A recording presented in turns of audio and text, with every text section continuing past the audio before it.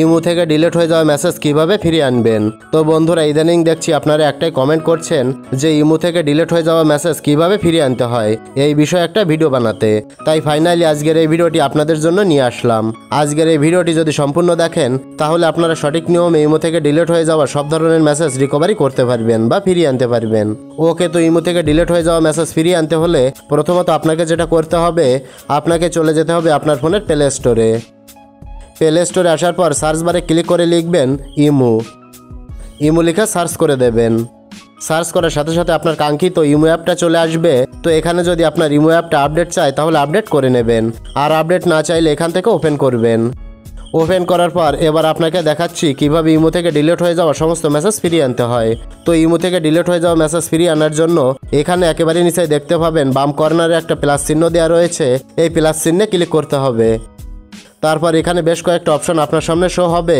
তো এই অপশনগুলোর একেবারে নিচেই দেখতে পাবেন মোর নামে একটি অপশন রয়েছে, এই মোর অপশানে ক্লিক করতে হবে।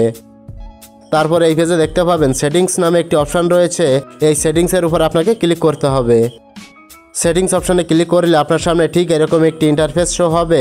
তো এবার আপনাকে যেটা করতে হবে, এই পেজে দেখতে পাচ্ছেন চ্যাটস নামে একটি অপশান দেওয়া রয়েছে, এই চ্যাটস অপশানে ক্লিক করতে হবে। ক্লিক করলে পরবর্তী একটি ইন্টারফেসে নিয়ে আসবে।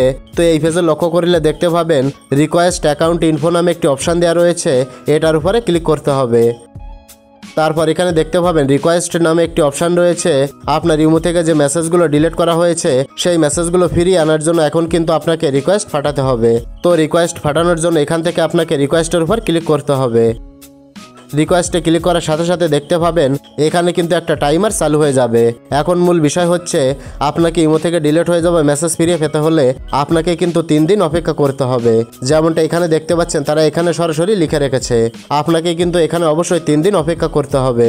3 দিন পর আপনাকে একটা জিপ ফাইল দেওয়া হবে, সেই জিপ ফাইল থেকে আপনি কিন্তু খুব সহজেই ইমো থেকে ডিলিট হয়ে যাওয়া মেসেজ রিকভারি করতে পারবেন বা ফিরিয়ে আনতে পারবেন। ফটো, ভিডিও, মেসেজ যা কিছু ডিলিট করেছেন সব কিছু কিন্তু ফিরিয়ে আনতে পারবেন। তাই আপনাকে এখানে কিন্তু 3 দিন অপেক্ষা করতে হবে। আশা করি সম্পূর্ণ বিষয়টা ভালোভাবে বুঝতে পেরেছেন। তো ভিডিওটি যদি দেখে আপনার উপকার হয়ে থাকে তাহলে ভিডিওটিতে অবশ্যই একটি লাইক করবেন, আর এই ধরনের গুরুত্বপূর্ণ ভিডিওগুলো পাওয়ার জন্য চ্যানেলটি সাবস্ক্রাইব করে সাথেই থাকবেন।